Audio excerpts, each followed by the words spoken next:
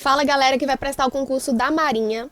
Hoje a gente está aqui para fazer uma breve revisão sobre terapia nutricional nas doenças hepáticas, especificamente na cirrose.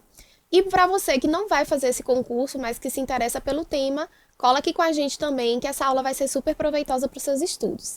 Vamos começar. Então, inicialmente, a gente sabe que nosso fígado é considerado uma usina, né? Por que ele é considerado uma usina? Porque ele tem uma série de funções no nosso corpo, ele metaboliza muitos nutrientes, ele tem capacidade de excreção, de detoxificação, enfim, uma série realmente de responsabilidades que é atribuída a esse órgão e alterações na sua arquitetura hepática, né? Ou seja, na sua anatomia, podem levar a graus variados de insuficiência ou hipertensão portal. Então, por isso que é tão importante essa capacidade regenerativa que esse órgão tem, né, o nosso fígado, porque ele tem uma série de funções, mas em algum determinado momento ele pode receber tantos golpes que ele não vai mais conseguir se regenerar tão bem assim, e isso vai levar a esses efeitos adversos que podem ser irreversíveis. E quais são as principais alterações hepáticas em resposta às agressões? São elas a inflamação, a degeneração e morte celular, a regeneração celular, a colestase e reação ductular, a fibrose e, em graus mais avançados, pode acontecer também uma neoplasia.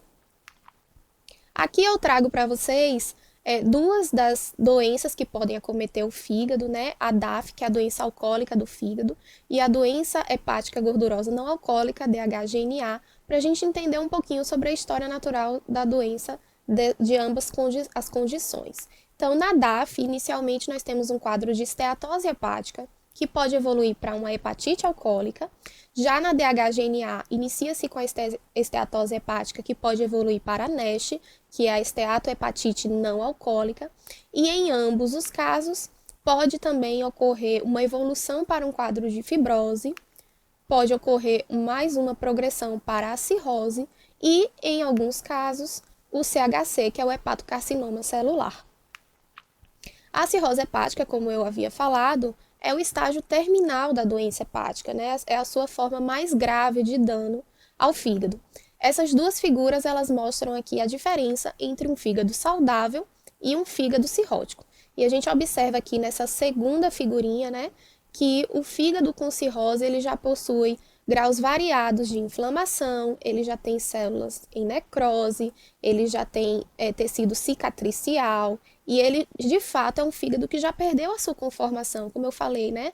Aquela arquitetura hepática já não é mais a mesma, por isso que ele está em seu estágio terminal. Quais são os principais fatores etiológicos da cirrose?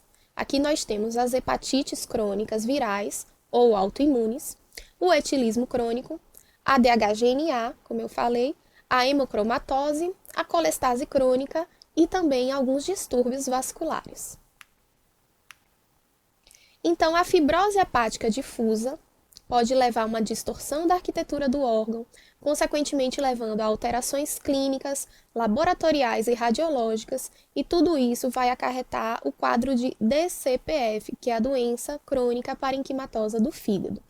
É importante ressaltar que na cirrose hepática, a desnutrição ela aumenta de 20% nos pacientes que têm a doença bem compensada, para até mais de 60% naqueles que têm cirrose descompensada, né? Ou seja, a cirrose avançada, para vocês verem o impacto dessa doença no estado nutricional dos pacientes.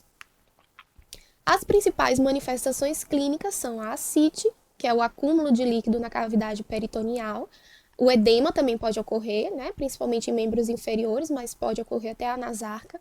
A ginecomastia, a hepatomegalia e a icterícia, que é também resultante de uma alteração no metabolismo da bilirrubina, são as principais manifestações dessa doença.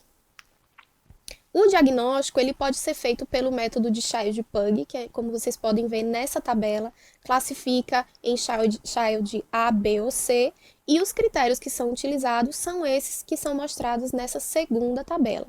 Lembrando que o Child ele se relaciona com o prognóstico da doença, ou seja, quanto maior a pontuação, pior o prognóstico do paciente. E nós temos um outro método diagnóstico que é o MELD, o Modelo para a Doença Hepática Terminal. Ele é baseado nessa fórmula que está aí no slide. E o MELD maior ou igual a 11 sugere uma mortalidade de aproximadamente 50% em curto prazo. O MELD ele se relaciona com a gravidade, a mortalidade, o prognóstico e também a alocação na lista de transplante hepático, ou seja, aqueles pacientes que tiverem uma maior pontuação no MELD são aqueles que têm mais urgência de transplante do que os outros. Vamos para essa questão que foi do ano passado e fala um pouco sobre avaliação nutricional no paciente com doença hepática, né? Então, assinale a opção incorreta. Então, vamos focar que é a que não está correta, né? Letra A. Medidas antropométricas como peso, altura, dobras cutâneas, circunferência do braço e área muscular do braço são sugeridas na avaliação nutricional desses pacientes. Eu vou salientar aqui a importância dessa palavrinha aqui, ó, sugeridas, certo? Então, aqui. Por quê? Porque se tivesse dizendo que era obrigatório fazer, né, que sempre deve ser feito, aí a gente fica com um pouco pé atrás. Mas como é uma sugestão, é uma alternativa que me parece correta. Letra B. Porcentagem de peso corporal ideal e IMC não são medidas precisas devido à retenção hídrica, ao edema e à ascite, por subestimar a gravidade da desnutrição e a sua prevalência. Essa é uma alternativa que também está correta, porque de fato isso acontece, né? Se a gente for utilizar o peso e o IMC como parâmetros, a gente pode de fato subestimar a desnutrição do paciente caso ele tenha esse acúmulo de líquidos, o que é muito comum no paciente hepatopata, né? Letra C. Deve-se mensurar a gordura subcutânea por meio das dobras tricipital, bicipital e subescapular. Também é uma alternativa correta. Essas são as principais dobras que a gente utiliza, justamente porque elas recebem menor interferência do edema e da ascite, que geralmente o edema nos membros inferiores. Letra D. O índice creatinina-altura, parâmetro adequado para estimativa de massa muscular ou celular corporal, deve ser excluído na avaliação nutricional no caso de déficit de função renal. Também está correta essa alternativa, porque se a gente utiliza a creatinina para avaliar, quando o paciente estiver com disfunção renal, essa creatinina vai estar alterada e isso pode realmente comprometer o resultado do ICA, né? E letra E, deve-se mensurar a massa magra pela CB e AMB, devido ao fato de esses indicadores sofrerem maior interferência na retenção hídrica. Essa é a nossa alternativa incorreta, porque, na verdade, eles sofrem menor interferência na retenção hídrica. Por isso que eles são, né, parâmetros que devem ser utilizados para análise aí da massa magra do paciente hepatopata. Então, a nossa alternativa incorreta, que é o que o enunciado pede, é a letra E. Continuando. Quais são os objetivos da terapia nutricional na cirrose? Os principais objetivos, ou nossos alvos terapêuticos, né, são melhorar ou manter o estado nutricional, controlar e melhorar os sintomas, estabilizar o quadro clínico do paciente, retardar a progressão do dano hepatocelular, melhorar a qualidade de vida e minimizar o catabolismo proteico muscular e visceral. Mais uma questão do ano passado. Com relação aos sintomas e recomendações nutricionais para paciente com doença hepática em estágio final, pré-transplante, é correto afirmar que na caquexia, ofertar 120% do GEB, gasto energético basal, e aumentar a oferta energética se houver má absorção.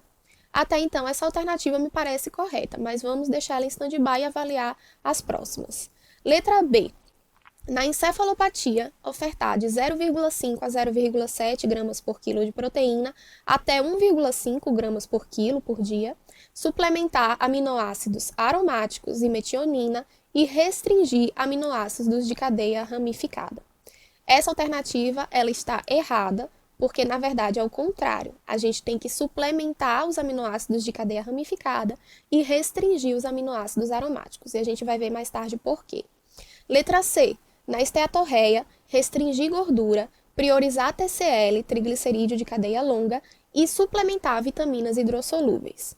Essa alternativa também é incorreta, porque, na verdade, a gente vai precisar suplementar os triglicerídeos de cadeia média, né, os TCMs.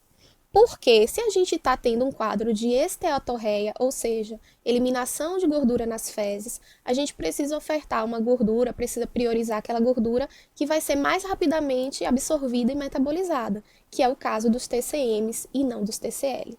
Mas tem uma outra coisa importante aí nessa questão, porque fala sobre suplementação das vitaminas hidrossolúveis. Mas se a gente está falando que há uma perda de gordura nas fezes, o que deve ser suplementado são as vitaminas lipossolúveis, correto? Então, por isso que essa alternativa também está errada. Letra D. Na osteopenia, manter o peso adequado, evitar a ingestão de álcool e ofertar no máximo 700 mg de cálcio por dia e vitamina D. Essa alternativa também é incorreta, porque não se deve ofertar no máximo 700 mg de cálcio. A gente tem que ofertar o que as recomendações diárias preconizam, né? Não existe nenhuma evidência de que deve ser restringido, pelo contrário, na osteopenia, o paciente precisa de fato receber as doses ideais desse micronutriente, né, do cálcio. Então, sobrou a nossa alternativa na hiponatremia, restringir líquidos para 0,5 litros por dia, restringir sódio com cautela e restringir gordura. Então, quando o paciente está hiponatrêmico, né, ou seja, com uma quantidade de sódio sérico abaixo da linha de referência, de fato deve haver uma restrição hídrica de sódio, mas não há evidência para restrição de gordura. Então, a nossa alternativa correta aí é a letra A, ok? Bom, quais são as necessidades energéticas no paciente com cirrose? Na ausência da calorimetria indireta, que é considerado o padrão ouro, a ESPEN recomenda o uso do método prático para estimar as nossas necessidades nutricionais. Então, se o paciente ele tiver já nesse grau de cirrose, é recomendada uma oferta de 30 a 35 calorias por quilo de peso por dia, lembrando que é o peso seco. Se o paciente for desnutrido, esse valor pode ir até 45 calorias por quilo por dia.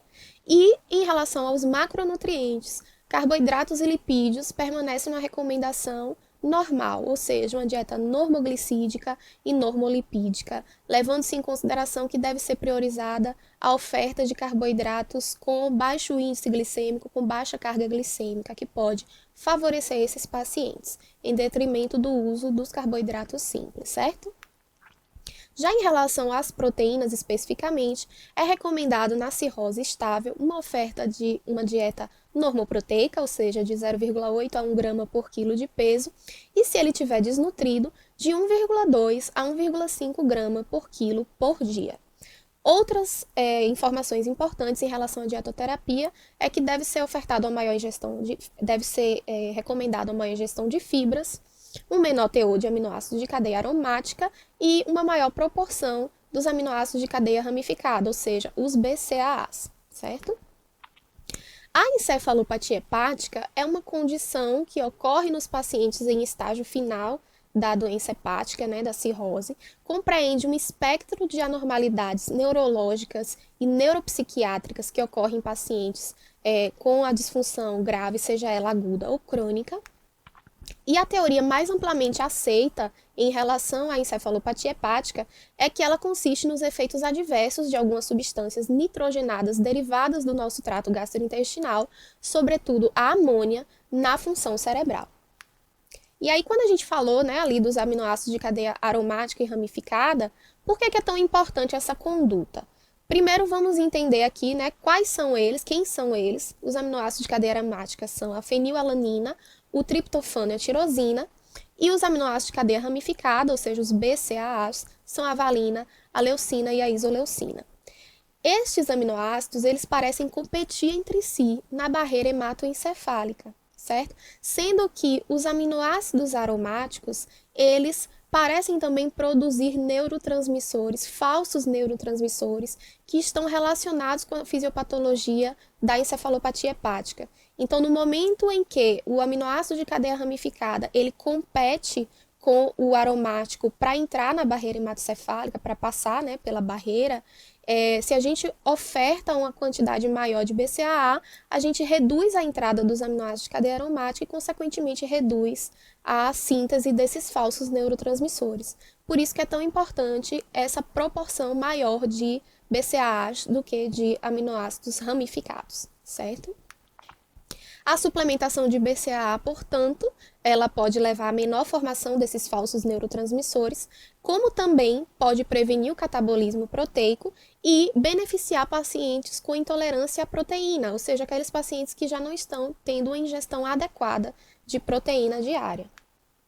Suplementos orais de BCAA a longo prazo, de acordo com a ESPEN de 2018, devem ser prescritos em pacientes com cirrose, numa dose média de 0,5 gramas por quilo de peso por dia, a fim de melhorar a sobrevida e a qualidade de vida dos pacientes.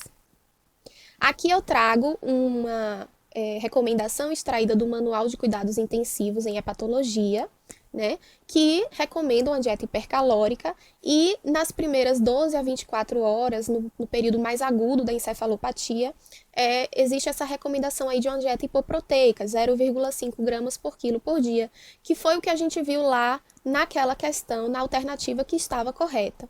E depois, quando o paciente apresenta uma melhora, uma remissão da encefalopatia, aí sim é recomendada uma oferta que pode ir até 1,5 gramas por quilo por dia. No último guideline publicado no último guideline publicado sobre hepatologia, né, terapia nutricional em hepatopatias, da ESPEN do ano passado, recomenda-se que não haja essa oferta de dieta hipoproteica de um modo geral. Mas aí, quando cair na questão, a gente precisa ver se ele especifica qual é a recomendação, qual é o ano, porque essa é uma publicação mais recente, então naquela questão, né, ainda não tinha saído essa publicação, então de fato pode ainda estar correto dizer que tem essa indicação de dieta hipoproteica nas primeiras horas, mas o ideal é que não haja realmente restrição proteica por conta do catabolismo que pode ocorrer, tá certo?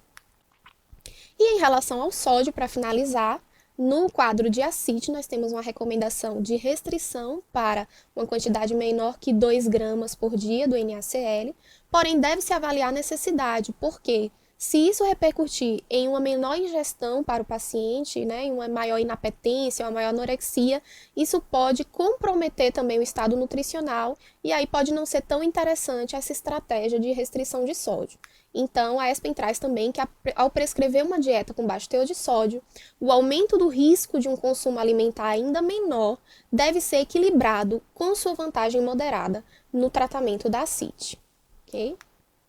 Bom, a gente vai ficando por aqui. Muito obrigada, bons estudos e até a próxima.